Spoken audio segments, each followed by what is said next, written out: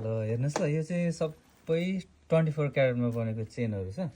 यो ट्राई गर्नुहोस् त भाइ, यो हजुरलाई कस्तो यसरी लाउने दा हुन्छ? सरले कसरी छ हौ दा यो कति तोला हो यो तोला त्यहाँ यसरी हेर्नै पर्छ। ल भन्दा यो चाहिँ 3 तोला 85 लालमा छ 24 क्यारेट हो। यसलाई यसरी माथि राखेर सुहाउँछ त दा मलाई यो ज्याकेट अलिक यस्तो गर्नु त बाहिर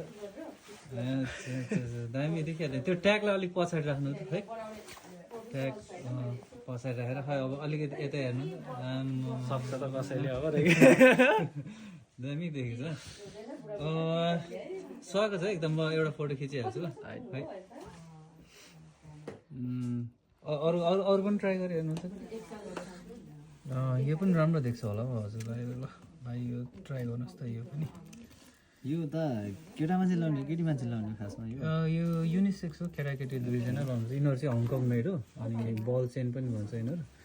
यो चाहिँ रेडिमेड आउने हो 2 तोला 33 लाल छ यो। लगाउनुहोस् त। नछिदा यो अघिको भन्दा अलिकति लेन्थमा चाहिँ हुन्छ है, तर एकदमै दामी देखेको छ है। ल अरू यो पनि ट्राई गर्नुहुन्छ? यो चाहिँ अलिकति लाइट वेटमा छ, हेर्दाखेरि यस्तो ठुलो देखे पनि लाइट रहेछ पक्नुलाई। यो चाहिँ 1 तोला 52 लालमा मात्र छ। 1 तोला 52 लालमा। यति मध्येमा कुन चाहिँ सजेस्ट गर्नुहुन्छ दाइ मलाई होइन अब हेर्नुहोस् यो पनि दामी देखेको छ है। यो एउटा फोटो खिचेको होइन।